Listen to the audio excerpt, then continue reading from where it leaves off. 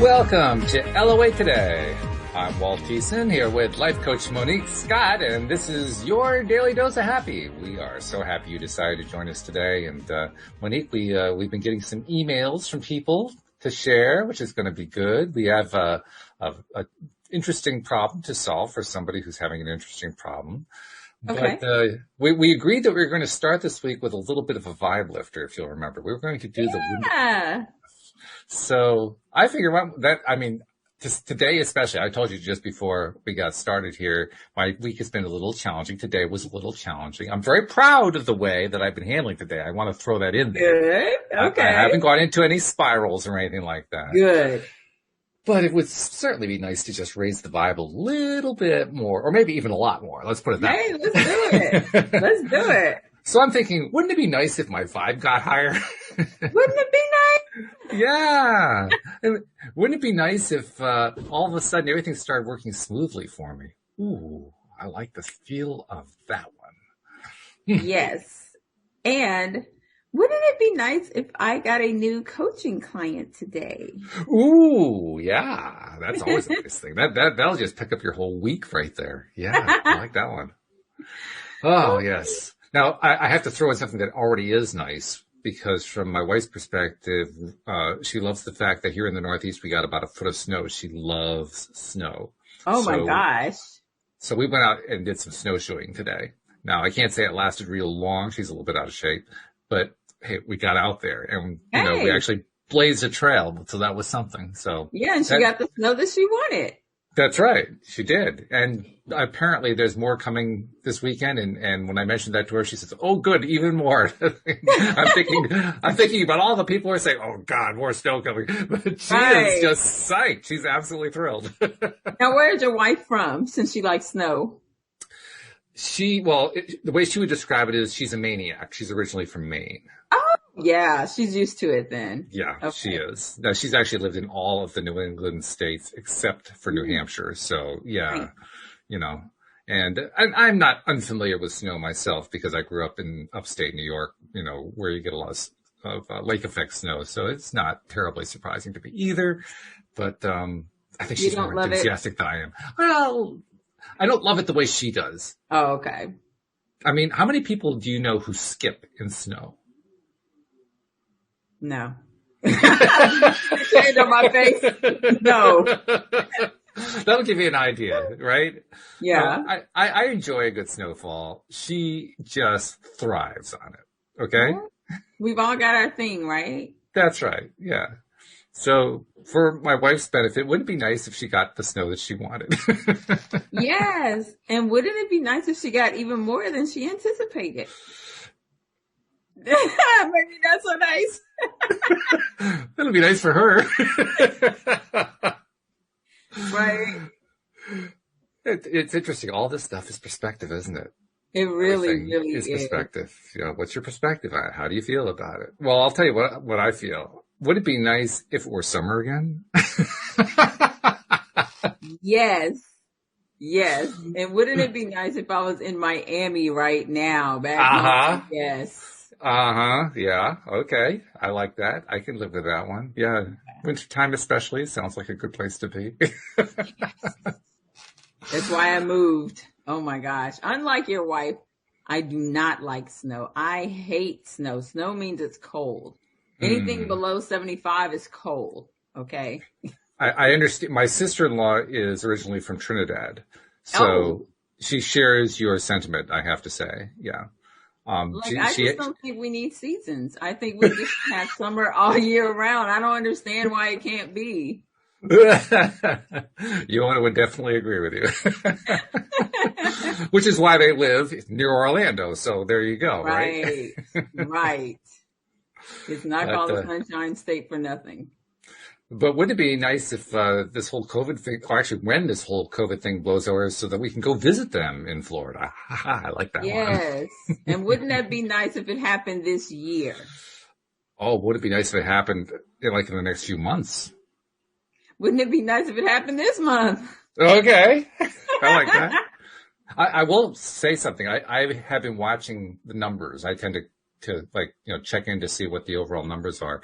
They are decreasing. The news media hasn't really noticed it, but we're very close after having this huge spike being down around the level that we were at on election day and falling below that. So as little vaccine has actually been, administered, it's having an effect. It's already having an effect. So, which is good. It is good. And I'll add something else onto that, which also becomes a wouldn't it be nice if. I'll do the wouldn't it be nice if part first. Wouldn't it be nice if more people understood the power of the human mind, both to create disease and to cure disease? Because I do know most people don't really grasp how important that is. So that's why I get excited about the vaccine, because I know for them, it helps them shift their mindset. So I'm thinking as this kind of picks up steam, wouldn't it be nice if people start getting really excited about the fact that they're getting the vaccine? Yes. And wouldn't it be nice that they would start to realize that it's really all in their minds? Ooh, boy, that would be something. Actually, I interviewed somebody here on the podcast last May who is a research scientist at, I believe it's the University of Maryland. And she now of course, this is when COVID was really getting hot and heavy and people were scared out of their minds and so forth. Not that they're not scared now, but that's where the really big fear levels were. And she and her team are investigators of the placebo and nocebo effect. Mm-hmm. Now, they have always investigated pain-related stuff. And in fact, that's what almost all of the scientific researchers have investigated. Mm-hmm. The reason I had her on the show was, even though she couldn't talk about it because she was in the middle of the study, she and her team are investigating the relationship between placebo, nocebo, and COVID. So wouldn't it be nice if the results of her study come out, say, during the spring, and start pointing to the importance of changing your mindset to believing and feeling good in order to reduce the impact and perhaps even getting COVID? Yes. And wouldn't it be nice if everyone who's watching our podcast or listening to our podcast would pick up the book by Dr. Joe Dispenza, You Are the Placebo. Oh, one of my favorites.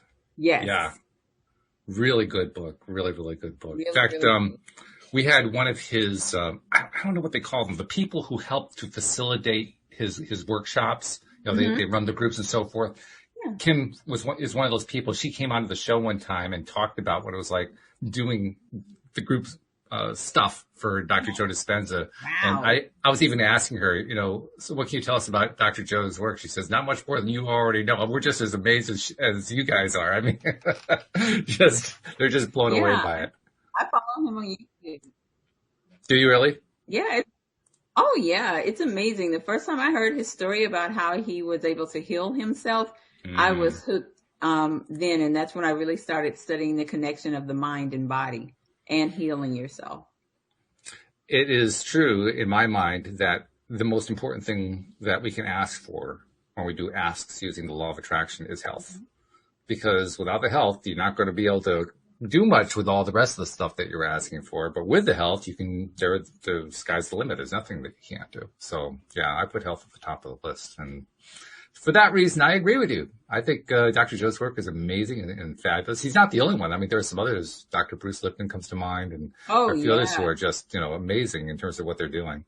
Yeah. And I keep rooting for them to have the next breakthrough, and then the next breakthrough, and then the next breakthrough. Right. And you want to hear something interesting while we're talking about health?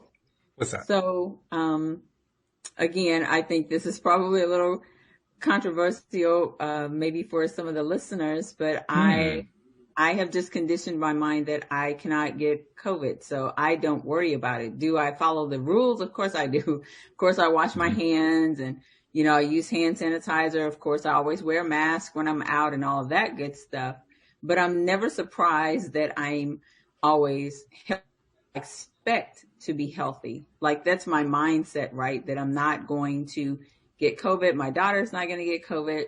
But again, talking about health and how you think about yourself, right? So all this past weekend, Walt, I was with my daughter Friday, Saturday, Sunday. Today's Wednesday, Friday, Saturday, Sunday, and Monday. We Mm-hmm. finally bought a new car on Monday, but Oh, all right. yes, she bought a brand new car, first brand new. Fabulous. Yeah. So, it was interesting to me because of course we have on the mask, right? But you kind of take it off because you got to talk or whatever, right? Mm-hmm. And I kid you not, every single place that we went, and we went to probably 4 or 5 different dealerships, every single place thought I was her sister and not her mom. Nice. I like that. But we get that all the time. And at first I thought, people are just pulling my leg, right? Like they don't really think I'm your sister, do they? And they all say the same thing. Well, you look so young. And so I just attributed that, Walt, to my mindset. I feel young. I think young. Like I don't think about myself getting older. Of course I am because I'm 50, but I don't think, oh my gosh, I'm getting older. Oh my gosh, my mind is going. Oh my God. You know what I mean?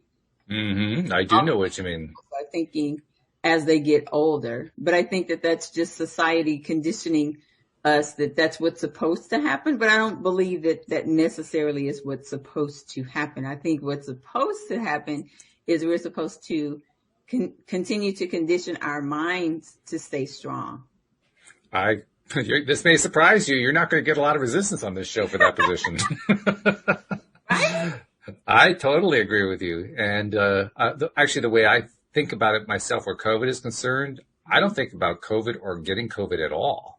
I give it no attention. For me, it's I'm healthy and I stay healthy. And that's the way I think about it. I'm just always healthy. I assume I'm healthy. I feel healthy. I believe healthy. And most important of all, I expect health and I high vibe health. I stay high vibe as much as I possibly can. Because, that's really what it comes down to, right? It's the feeling aspect. Yeah, so I stay with a feeling. That's right. Yeah. So would it be nice if more and more people did the same thing? Yes. It would be nice if more people thought from a healthy mindset rather than every time they watch the news or get news about the COVID numbers or whatever, they start thinking negatively. Wouldn't it be nice if they start thinking positively? And isn't it nice that more people are thinking positively? More and more people are buying into this. Maybe not by the billions yet, but certainly by the millions. It's definitely picking up steam. That's something. That's not insignificant. No, not at all. With COVID, I think I saw the numbers, something like 10% of the population has received 1 dose, 2%, 1 to 2% have received 2 doses. Look how much of a shift that has happened because of that. Yeah. Now we attribute it certainly to the vaccine, but the mindset also plays a big role. Look what happens when a small number of people compared to the overall population believe that they're now safe because they have a vaccine.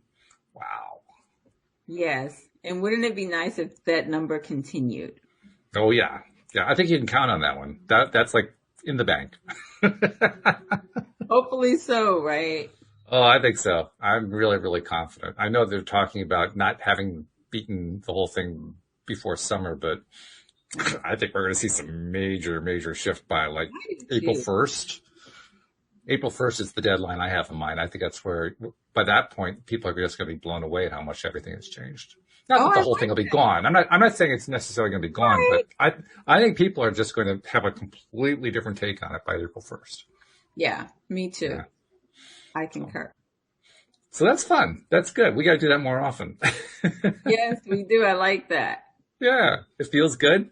I feel higher vibe. I feel a smile in my torso. Do you know what I mean? Yeah, I do. I really, really do. Yeah. It's like up and down the torso, left, right, and the shoulders. It's like the whole thing is just whoop, smile.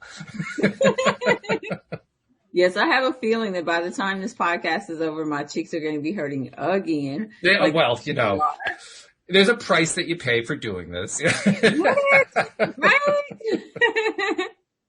But that's what I do love. I love that we're the daily dose of happiness, right, for people. I love that. I love it too. And so do our listeners, by the way, because like I said, we did get some emails in.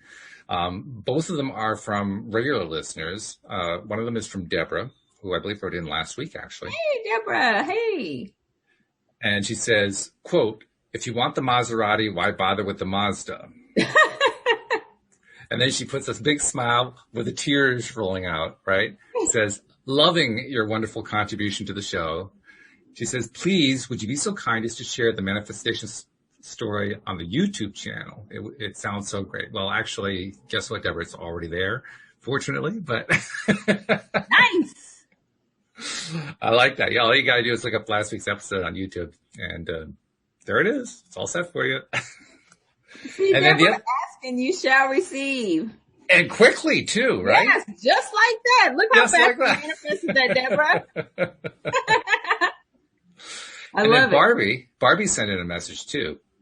Now, Barbie, she was actually reacting to your first official visit on the show as a co-host, okay? She says, please know, although it was a shock not to have Cindy as your co-host last Tuesday, actually it was a Wednesday, it was a pleasant surprise to get to know Monique. Thank you. Having three of you together, if that's possible, would be great, or at least alternate them. I'm just thankful for all the dialogue, ideas to expand my mind and enrich my soul and life. Yes, I wish I had handled my college years better or differently, but my life is rich for having survived it. Perhaps it's a lesson I came here to learn. Thank you again, Walt, for all you coordinate, create, and share. The LOA Today community and app has been a deep source of healing and happiness. Stay warm up there. Beach days are coming. So really nice emails from both Barbie and Deborah. We really want to thank both of them. Thanks, Deborah. And we want to encourage everybody else to send stuff in too. Yeah, I mean, send in questions by all means. I mean, those are really fun because we can go on for entire episodes about a single question if we really need to. But send in the emails like Barbie and Debbie sent in too, because let me tell you, we love it. And we say this all the time, but it really is true. We love receiving these messages. They're almost as good as wouldn't it be nice if to pick you up. Right? Okay, so now we've got some fun stuff done so that we're in a really high vibe space. I have a little thing to share. Oh, actually, there's a third email. I forgot about that. I'm so sorry, Sarah. I left this one out. Sarah actually sent something in for all of the co-hosts to address. And while usually I pick one to address, this one I'm really bringing to everybody just to see what different perspectives people have and what they can share, because she's asking about 3 separate healing modalities. And we had Louie on Monday and Dean on Tuesday address the parts that they knew about. I'm going to bring it to you to see what you know about. She's looking at these 3 healing modalities, and she's looking for any kind of insights we can provide about them, about, their efficacy, how to do them, whatever. First one, sound healing with or without tuning forks. Number 2, craniosacral therapy. And number 3, access bars. I've not heard of the second or the third one. I've heard of okay. But I don't know anything about any of them, so I'm not going to sit here and pretend like I do. But Okay. I've certainly never heard of the second or third. Do you have some insight to share on them? Well, yeah, I can tell you a little bit about each one of them. We talked quite a bit about the first one with Dean yesterday, and Louis talked about the first one and the second one. He's done quite a bit with the craniosacral therapy. Dean hadn't done quite as much with it. Basically, the second one, craniosacral therapy, as I understand it, is where the practitioner is working with, I'll call it, for lack of a better way of understanding it, bumps on the head. And they basically do certain things, and it does dramatic energy shifts in the body to heal all kinds of stuff. So I can't tell you a whole lot more than that, but that's my understanding about it. Okay. And tuning forks and sound healing, the thing that Dean and I talked about were singing bowls. I'm most familiar with those. And you said you know some stuff about sound healing too. I can't say I'm an expert at any of these, but I'm aware of it. Access bars, I know just a little bit, because access bars, the best place you can get information about this, Sarah, and I can't remember if I told you about this on Monday or Tuesday, but Linda Armstrong has talked about, on the Friday show, she's talked about access consciousness, and that's where access bars come from. You can go to accessconsciousness.com and get tons of information there. I did actually at one point, before you even asked your question, on a previous occasion, I asked Linda if she wanted to talk about access consciousness one time. She said, let people just go to the website. It's not something I really want to get into. So Probably not going to get a whole lot more out of Linda on that one, but I definitely recommend the website. I have taken a look at it, and there is a ton of information there. So, that's probably your best place to go for information about access bars. What are access bars used for? Sorry, I haven't delved that deeply. I haven't studied it that carefully. That's how much information is there. But you can find it. It's all there. It's not hard to find. Just do the Google search and it'll show up. But yeah, I'm not an expert on them either. That's one of the reasons I'm bringing it up with everybody, including you. So it's kind of nice to know somebody else is an expert any more than I am. That's a good thing. I know a lot, but not everything. Yeah. I'm still the moment that we stop learning, we die. So, Right. We should always be constantly learning. Absolutely. Okay. So now we can get to the question that came up. This actually came up on Facebook, and the question was asked by somebody, I think her name is Mia. Mia asked the question in a very carefully framed way. It's so tightly framed that, I won't tell you what my response was first. I'll let you give your response. Okay. But she says, does anyone know, is there a way to get the truth from someone? Is there a spiritual way for that when the person refuses to give you or denies giving you the truth other than intuition? So not using intuition, and you want to get the truth from somebody. Something came to mind, but I totally believe in one of Neville Goddard's, one of his creative imagining manifestation techniques, I guess, or tools, if you will, is to imagine that the person is telling you what it is that you want to hear. But the caveat to that is what you want to hear the truth. So you know what they always said, right? There's his version, her version, and then there's the truth, right? Or yeah, right. And there's the truth. So I don't know, because I think what I may think is true and what you may think it's true is I don't know. I don't know. So I would say no. I don't know of anything other than that. But again, someone, saying what you want them to say doesn't make it true in the sense of truth, I guess. It just makes it what you want to hear. Does that make sense? It does make sense. And it kind of feeds in nicely to what I said. Now, what I said was perhaps a little bit on the harsh side, because I tend to be fairly direct on stuff like this. Okay. But I really responded strongly internally when I read other than intuition. Okay. And the reason I responded strongly is what that said to me was she doesn't want to actually get into what she feels about whether or not the person's telling them the truth, which means she doesn't really want to trust herself to gauge whether the person is telling the truth. She doesn't want to rely on her own ability at all. She wants the spiritual, quote unquote, side to do it for her. And spirituality doesn't work that way. Spirituality is not it's not a magic wand that you wave and everything's okay. Right. That's not the right way to understand spirituality in my book. Spirituality means you're the spirit. Right. You're the source energy. You were right. So why would you cut yourself off from yourself in order to get the information you want? And the only reason I can think of to do that is because you really don't want to be responsible for what happened. You really don't want to be responsible for the result. You just want it to magically fix itself. But the problem, of course, is that when you cut out the intuition, when you cut out that internal sensation, that feeling of, I kind of trust that, I don't really trust that, whatever, what you're basically doing is you're coming at it from the point of view that I won't listen to myself. I don't really trust that the other person is telling the truth. I want to gauge to know when they're telling the truth. So therefore, that person is guilty until proven innocent. That's the way I took it. That's what it sounds like to me. And that's untenable. I mean, how do you live your life that way? You're basically going through your life asking everyone to prove to you that they're telling the truth whenever they tell something to you. Right. That's just not going to work. I don't No, care what your beliefs are. That's just not going to work. because that's just not how it does work. That's just not how it works. Right. Right. Yeah. I completely agree with you.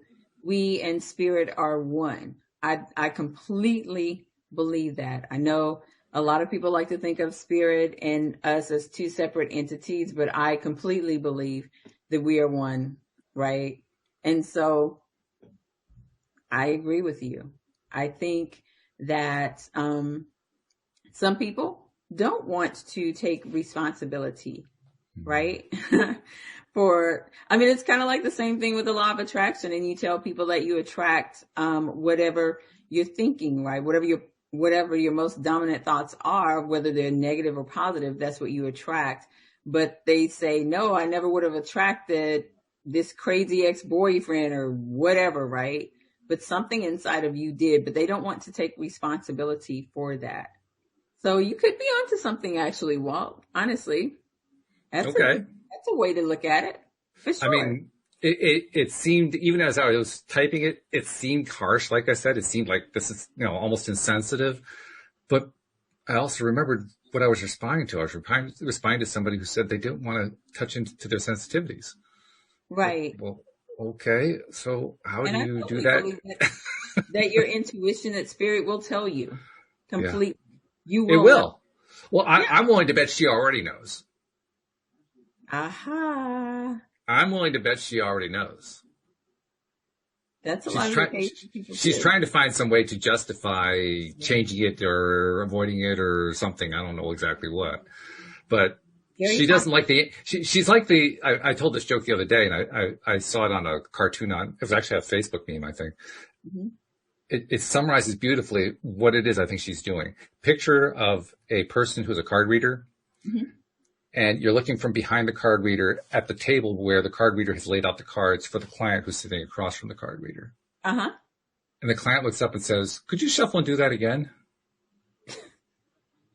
Like, no, I don't want that outcome. Let me have I don't another like that result. I want a different one. result. Give me another one. No. That's what it feels like to me. It feels like she's saying, I don't want the answer that tells me whether I think I believe him or not. I want a different answer.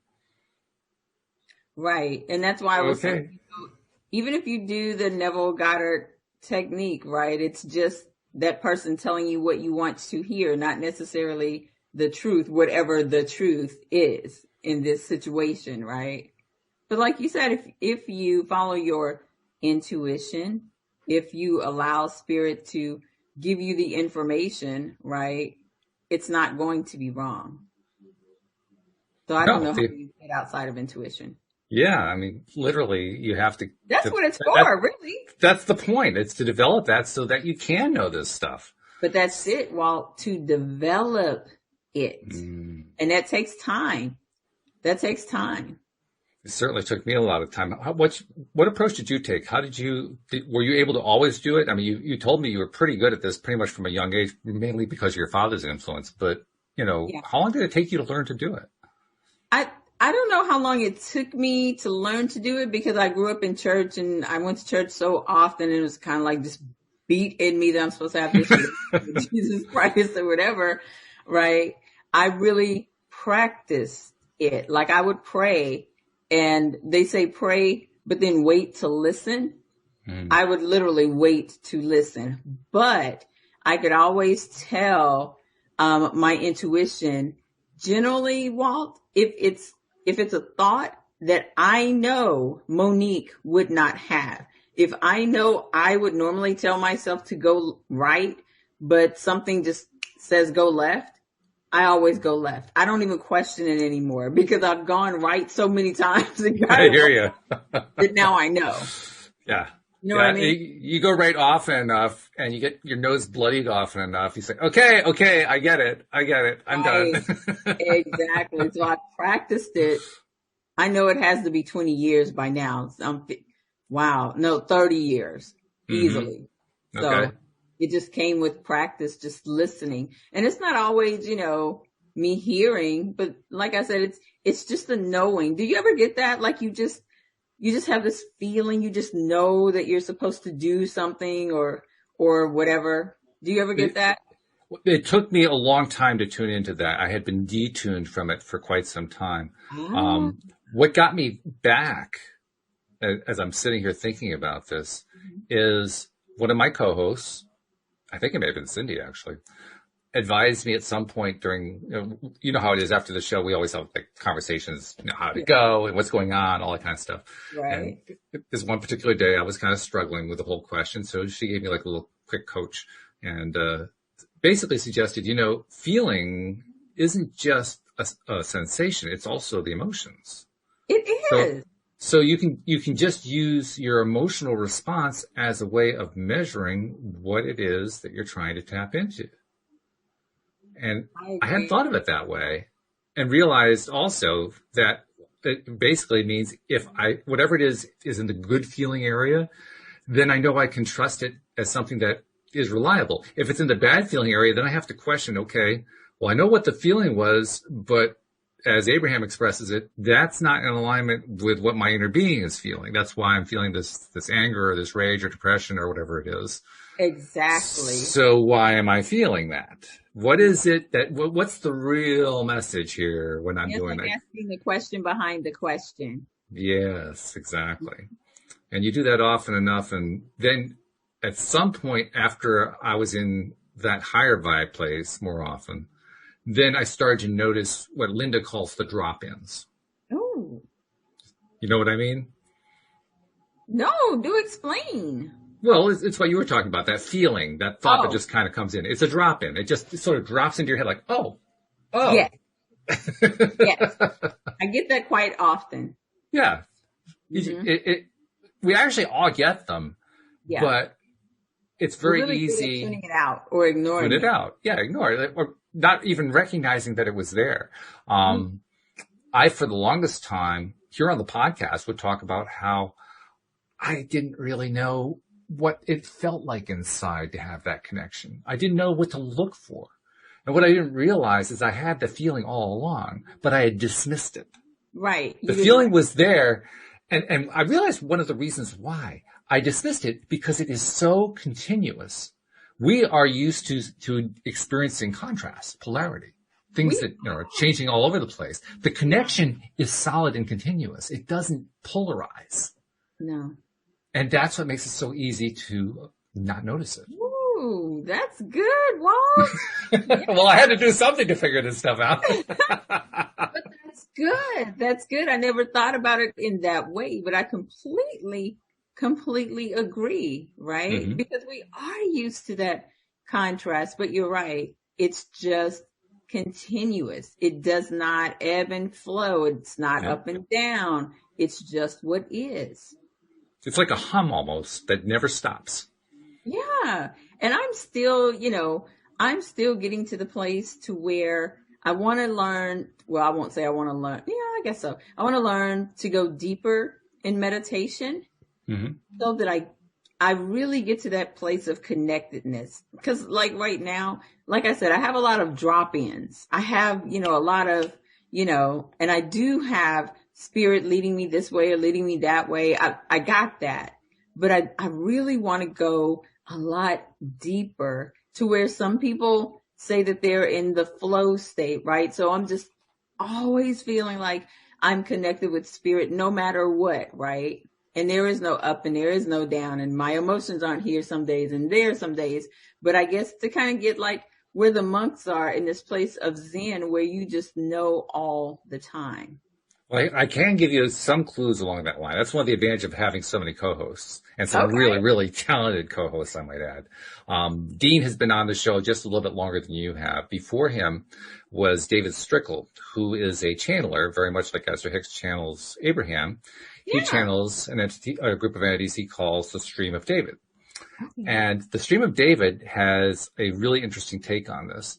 Their take is we live in a world of polarity on purpose. We came here for the polarity. We came here for the contrast.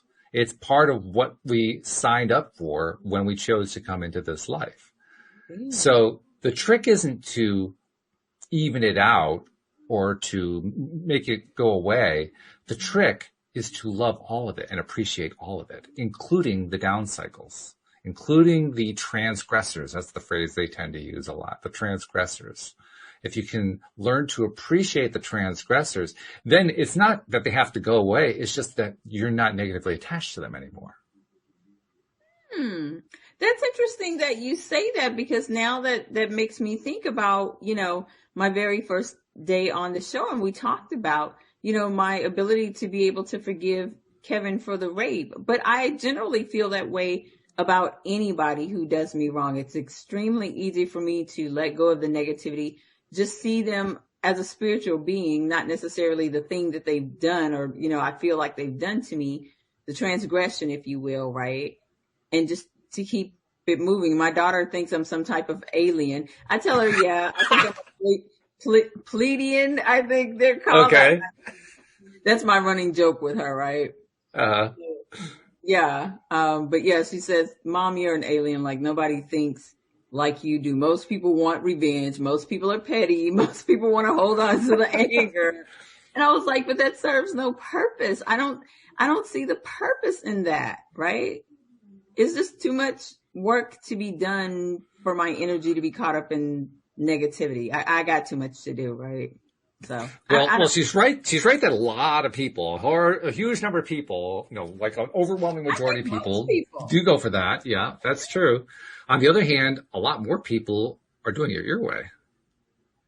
And wouldn't it be nice if even more people yes. did it my way or the way, that way, right? Yep, you got it. Another point over there for Monique. All right, that's good. It really would be, but I understand that, that for a lot of people that's difficult. And Walt, this is a little bit off the topic, but while we're talking about, people being able to change their mindsets around something, lately I have found it increasingly difficult to stop thinking about an ex-boyfriend, right? And I'm like, why? But why? Right? I've never understood how people can hold on to things that happened to them like 20, 30 years ago, like they just can't or won't let it go. But I'm starting to understand that you're attached to that emotion some kind of way. So I'm in the process of reverse engineering it so I can fully let that go to move on and just not feel that angst when it comes to this particular person. Because moreover, like I said, I just let it go and it is what it is, right? Right. Yeah. Well, when we have trouble letting go of stuff, like you said, we're hanging on to it too long. And usually it means that it needs to be acknowledged in some way and appreciated. Like, okay, you have a message for me. I know you have a message for me. You keep recurring. I've done all this work and you still recur. So you're pretty persistent there, Mr. Memory. Yeah, right. Right. So, okay, I'm going to acknowledge you and I'm going to say, you know what, that X factor, whatever it is that I associate with that memory, that isn't a really happy X factor. You know what, he was doing the best he could and I was doing the best I could.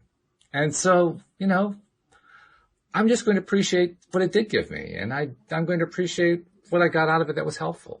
I mean, that is one thing we can count on, right? Where polarity and contrast are concerned, right. Where the bad stuff is concerned. We always get something out of the bad stuff. We do.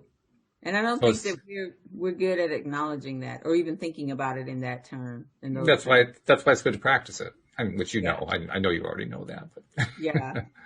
It looks like it's taking a little bit more practice with this.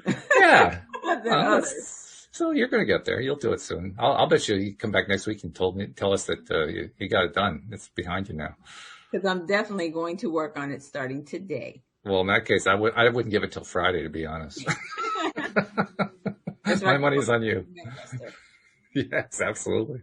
And I was glad you pointed out what you talked about on the very first time that you were on the show. Because that was a major transgressor you dealt with. That was like that mammothly large transgressor. And I think I was so impressed because you managed to let go of that. There are so many people who won't let go of stuff like that. And I totally get it. I mean, I'd have trouble letting go of something like that. I understand that. So, right. I mean, I was just absolutely amazed and in wondrous awe of the fact that you did it. Congratulations. Thank you. And most people are, especially women who have gone through the same things. I Mm-hmm. never tell anybody that it's easy, but it's like anything else, Walt, in your life. You have to make a decision. You have to decide either you're going to, again, let it make you bitter or make you better. And I choose to make me better so that I can be better for other women, right?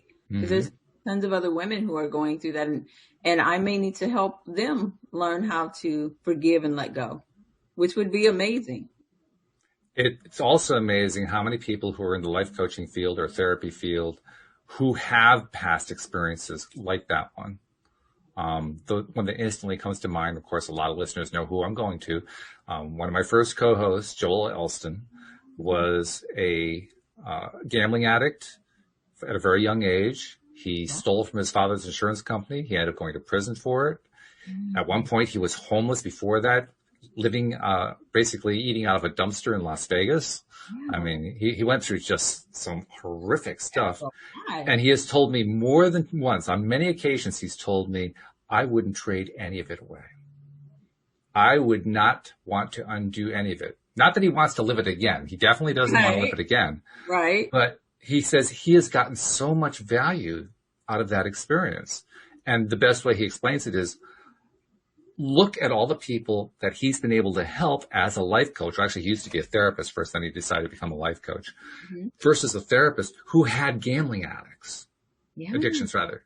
And he helped hundreds, thousands of people who had that situation. He also ended up going through the foster care system. He has helped dozens of kids in the Wow. foster care system.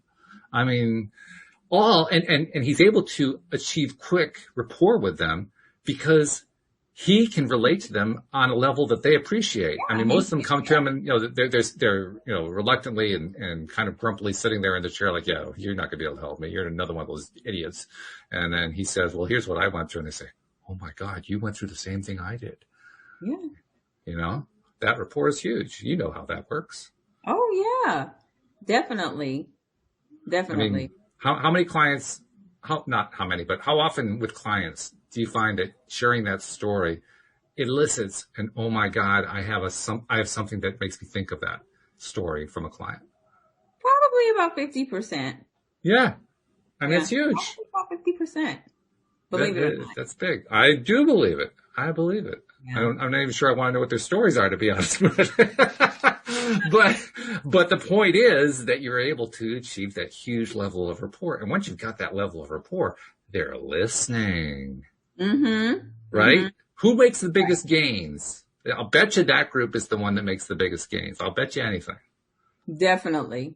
Definitely. Because I know that I'm coaching from a space of not just telling them something that I've heard, but something that I definitely know and I've lived through. So if I can do it and, I'm not super special or anything, we're all just human beings, right? So if I can do it, you can do it. It's just a matter of deciding that that's what you want and being committed to that and What do being you think it committed. takes?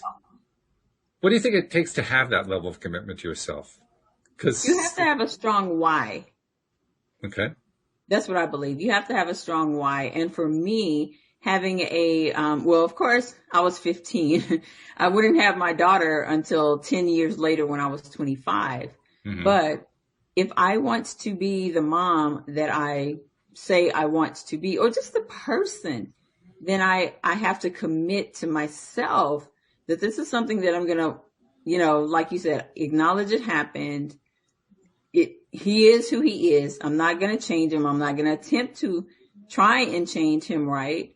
But what I can do is I can change me. I cannot let this change me and turn me into a negative or bitter person. In that way, when my daughter gets older, now I've got an experience to tell her about, hey, watch out, don't do what I did to put myself in that situation. Not saying that, it's my fault that he did what he did.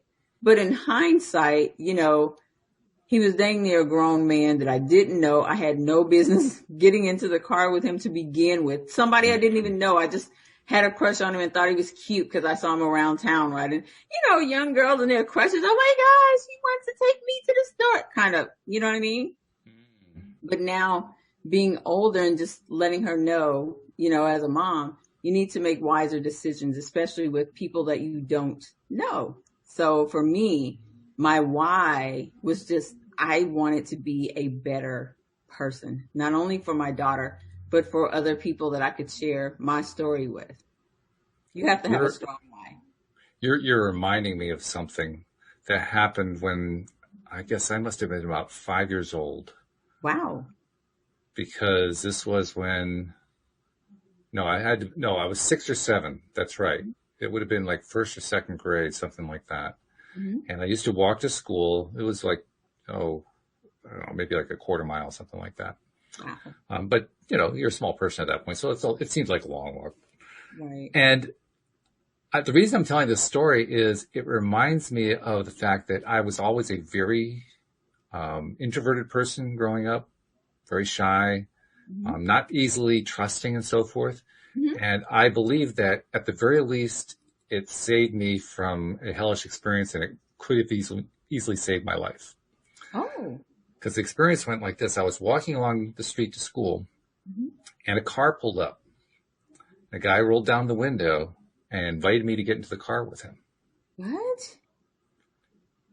And I hadn't been prepared for anything like this. My parents had never really had a conversation like that, Yeah.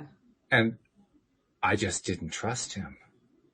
And I didn't trust him largely because I was so introverted. So I just shied away. Mm-hmm. And I don't remember exactly how I got out of it, but basically I refused to get in and I just started walking, and so he went away. But that could have gone really differently, Yes, it really, really could have. but it didn't. So I'm really grateful that I was an introvert. And I'll tell you, for the longest time when I was younger, I thought being an introvert was the worst thing in the world. But it very well could have saved your life. It probably It could did have saved my save your life. Yeah. Yeah. I'll never forget that either. Funny thing is, I don't even remember what his face looked like. I remember what his car looked like. It was like a 1940s car, dark green. Mm-hmm. I don't remember what the model was. I mean, I was 6, so what did Right. I know from models, right? Yeah. But, and I barely remember anything about him physically as a person. I think he had glasses. That's about all I can really tell you. Mm-hmm. And dark black glasses. But I guess at that point I was still, well, this is true of young people in general. They're more recently on the planet. They're more recently in this life. So they are more recently connected to source energy. They haven't lost as much of it as, many of us lose as we get older and older in life. Right. So I still had that connection. The connection just didn't feel good. It didn't feel good at all. Yeah. Sounds pretty So creepy. it was very creepy. You should have seen the look on my mom's face when I told her what happened. And I'm glad you told her. Oh, yeah. Kids would have. I don't even know if I can explain how and why that happened. It just seemed like I had to tell her. I don't know. I mean, Yeah. we never had a talk, Uh-huh. I know that among African Americans, there's often the talk, and I can understand Uh-huh. where that comes from, but there was Yeah. no equivalent for me for something like that. And there never been it. I mean, as far as we all knew, we lived in a safe neighborhood, Right. Right. So yeah, interesting Creepy. how that brings this stuff up. But I'm Yes. very grateful that nothing happened, that I came That's through that right. okay. Somehow I maintained enough my connection through my introversion side to survive. Yeah. Yeah. And I'm glad. I'm glad that you were that introverted Me kid, too. Me too. because my daughter China was the complete opposite. She was so me when she was little. I Oh remember my. I lost her in Walmart in my Oh. hometown one time, and I was freaking out and walked the whole time. I like kept saying to myself, "Is my mom's gonna kill me? My mom's gonna kill me! Oh my God, my mom's gonna kill me! I lost China. I don't know where she is." And of course, like all kids, where did I find her? On the toy aisle, Of playing course, with the yes. kid. Mm-hmm. Mm-hmm. Oh gosh. But she was extremely friendly. And let me tell you, kind of like the thing that you had with the stranger in the car, right? So China would go to anybody. I mean, she was just the friendliest kid, Walt, with anybody. Except this one time when I was in the military, I had a friend of mine who used to babysit her all the time because her husband was in the military, but she was a stay-at-home mom, right? So she kind of would babysit China for me sometimes. And I remember she had came to me and told me that she was leaving her husband. She didn't give me any details. She told me she was leaving him, and during his lunch break, he was at lunch. So we went to her house, right, to get her things. Well, he came home early or whatever, and he just pretended like everything was great. She just pretended like she wasn't there to take her stuff, right? We just pretended. And China was 2. I'll never forget this. He came in the door, and we were standing right next to the door. I was holding China, and he went, because I had never met him in person before. And he went, you know how, kids, and you go to grab them, you hold your hand out, right? Like, come here. And that was the very first time I'd ever seen China have an adverse reaction to anyone. Oh. She started screaming, and like she was trying to get out of my arms, like get away from this guy. I thought the weirdest thing, Walt, come to find out later, my friend told me that her husband was abusing her. And that's why she was leaving. And I totally believe kind of picked up on his energy. Had never seen him before, had never met him before. She'd never acted like that before or since him. Wow. Yeah. I think you're absolutely right. You just have an intuition about people. You haven't cut it off yet, like we've been talking about, right? You haven't learned to ignore it. You believe them. We have been trained by our culture to buy into all the cultural rules and affirmations and destructive thought processes and all this kind of stuff. So, you still have that connection. I think that's one of the cool things about kids. I've said this many times, that kids are like our best teachers. They have they have more to teach us than any other human that in existence, just by what they do, just by how they behave, what they talk about, what they take interest in, because every step of the way, unless they're in a really bad environment, and by a bad environment, I don't necessarily mean living in poverty, although that's usually part and parcel of it.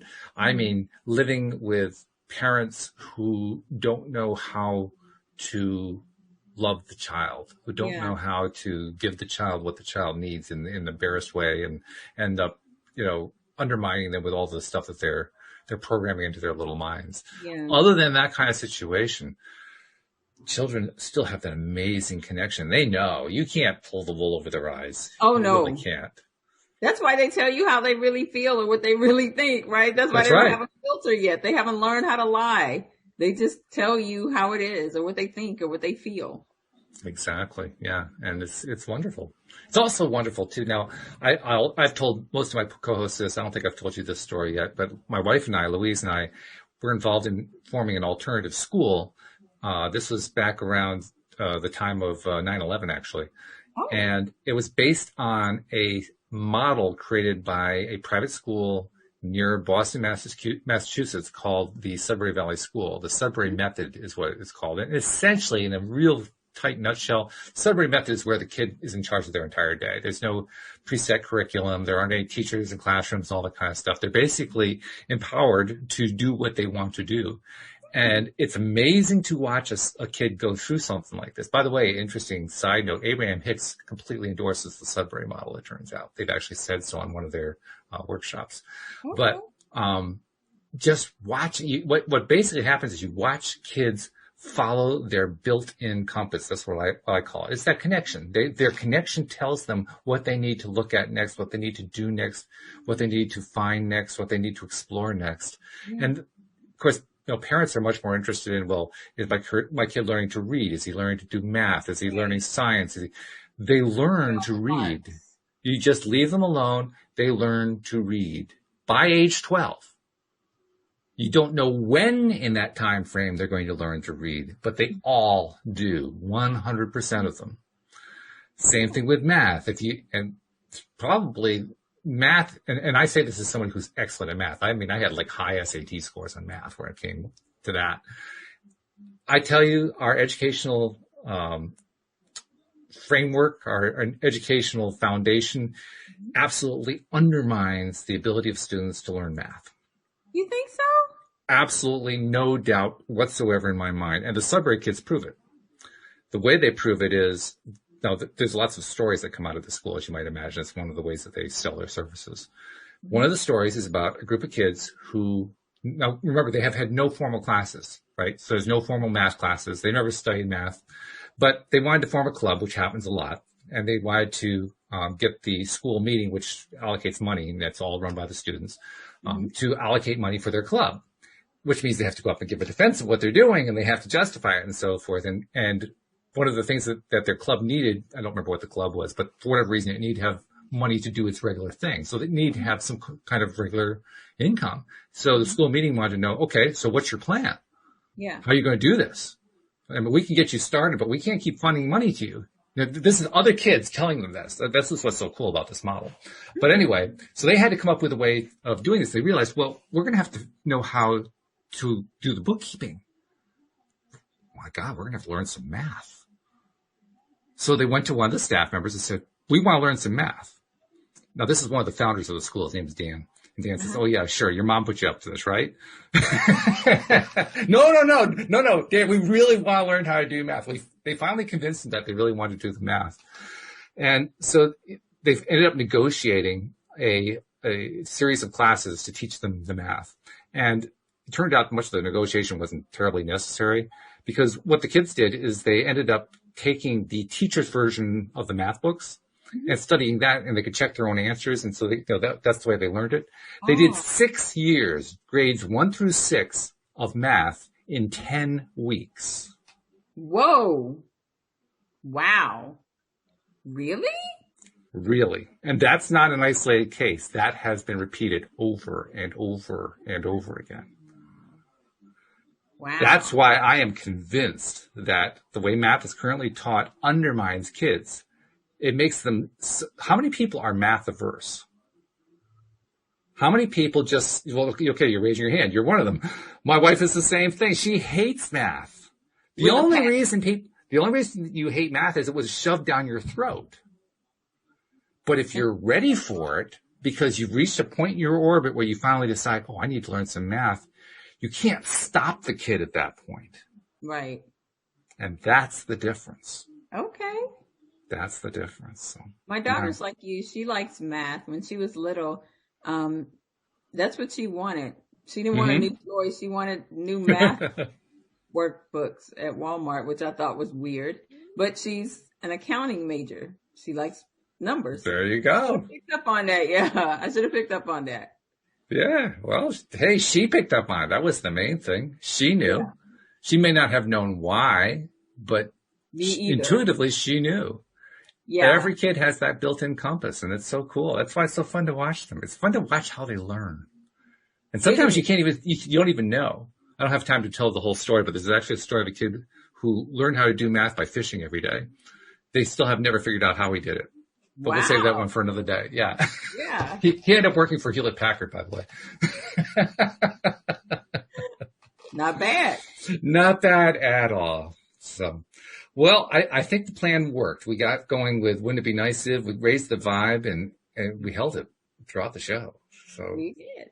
This was good, really good. And hopefully we also helped Mia with her problem too. But all a very good thing. Thank you very much for your contributions as well. People are loving you. You can see that. The emails are telling you. You know it now. Yes. So you're going to be here for a while. You're here for the long haul now, whether you want it or not. Sorry. Darn, I was hoping to get away. Oh no.